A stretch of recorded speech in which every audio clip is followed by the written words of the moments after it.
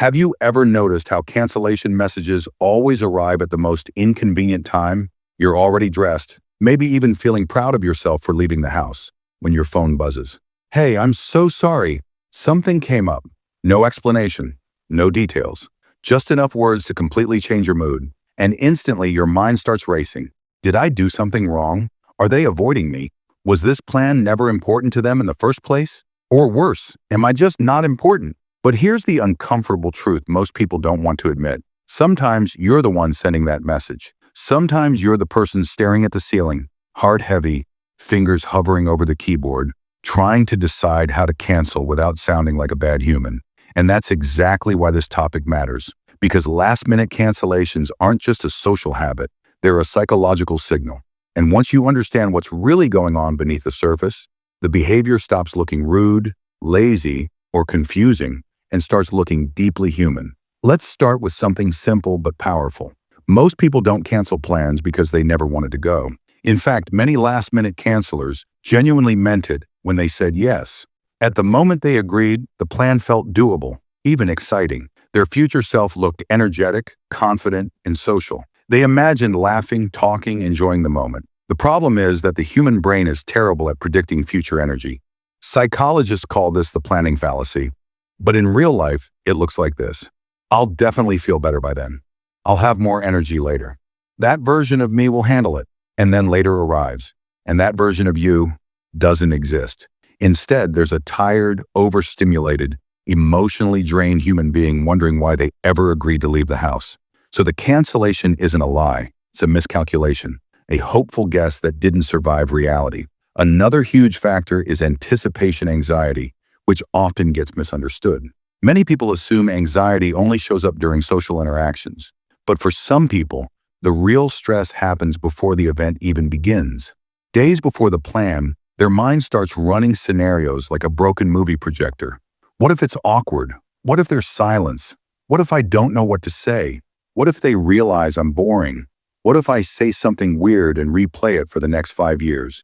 None of this may ever happen, but the brain treats imagined discomfort as real danger. And the closer the event gets, the louder the anxiety becomes. By the time it's an hour before leaving, canceling doesn't feel like a choice. It feels like relief. The message isn't sent because they don't care. It's sent because their nervous system is begging for escape. Then there's mental exhaustion, which doesn't get nearly enough attention. Modern life asks people to make hundreds of decisions every day. What to wear, what to respond, what to prioritize, what to ignore. By the time evening comes, some people are mentally empty.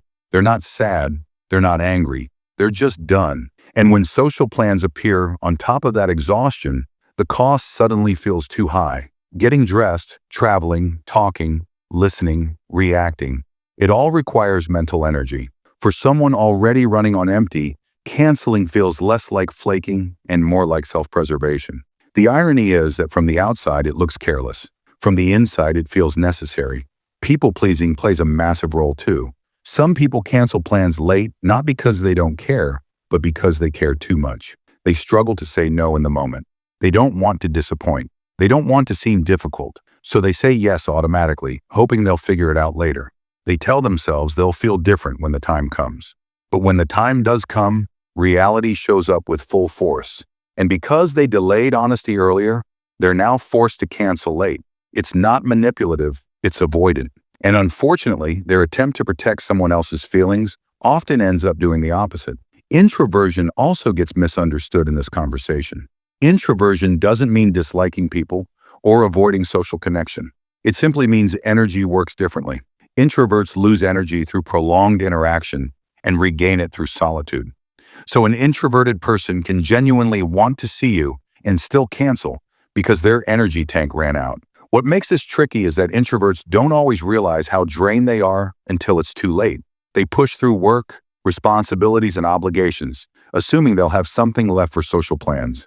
But sometimes there's nothing left. The cancellation feels sudden to you, but it's been quietly building all day inside them. When cancellations become a pattern rather than an occasional thing, that's when psychology really steps in. Repeated last-minute cancellations are often linked to avoidance coping. Avoidance is when the brain learns that escaping discomfort brings immediate relief, The first time someone cancels and feels better afterward, the brain takes note. Canceling works. So the next time discomfort appears, cancellation becomes the default response. Over time, this creates a loop. Stress appears, plans feel overwhelming, cancellation brings relief, and the cycle repeats. The problem is that while avoidance reduces short-term stress, it increases long-term loneliness. Invitations slow down, relationships weaken, and the person feels increasingly disconnected, even though they were just trying to protect themselves. Guilt is another major piece of this puzzle. Most people who cancel at the last minute don't feel proud. They feel awful. They overthink the apology message. They promise to reschedule. They feel like they're letting people down. But guilt alone doesn't fix behavior. In fact, guilt often adds more emotional weight to future plans, making them feel even heavier next time. And that makes cancellation even more tempting. It's a cycle that feeds itself quietly. There's also the issue of control. Some people are comfortable with plans until those plans start feeling like obligations. The moment something feels mandatory instead of optional, their brain resists. Humans have a deep psychological need for autonomy. When that sense of freedom disappears, stress increases. Canceling becomes a way to regain control. This is especially common in people who value independence and flexibility. They don't hate plans, they hate pressure. So is canceling plans at the last minute selfish? The honest answer is sometimes, but not always. Occasional cancellations with honest communication are part of being human. Chronic cancellations without accountability can hurt people. Psychology explains behavior, but it doesn't excuse repeated disregard for others' time. Understanding someone's internal struggle doesn't mean you have to accept being constantly disappointed.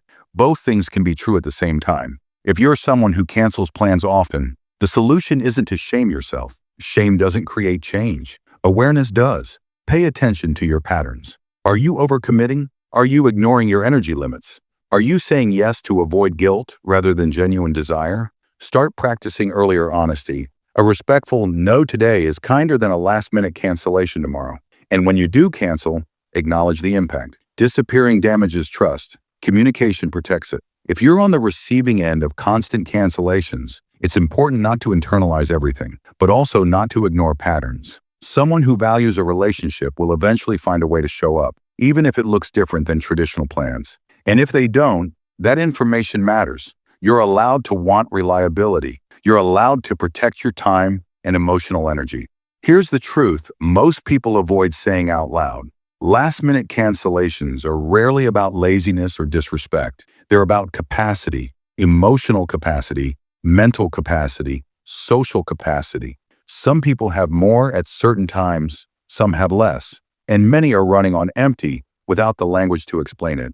In a world that constantly demands availability, productivity, and responsiveness, sometimes staying home isn't weakness. It's the only way someone knows how to survive the day. So the next time someone cancels on you, pause before assuming rejection. And the next time you feel the urge to cancel, pause before labeling yourself as a failure. Ask what's actually happening beneath the surface. Because most of the time, it's not about the plan, it's about a human being trying to manage their inner world the best way they know how. And once you understand that, everything changes. The frustration softens, the guilt loosens, the judgment fades. What's left is clarity and empathy. That's the real psychology behind last-minute cancellations. Not excuses, not blame, just understanding.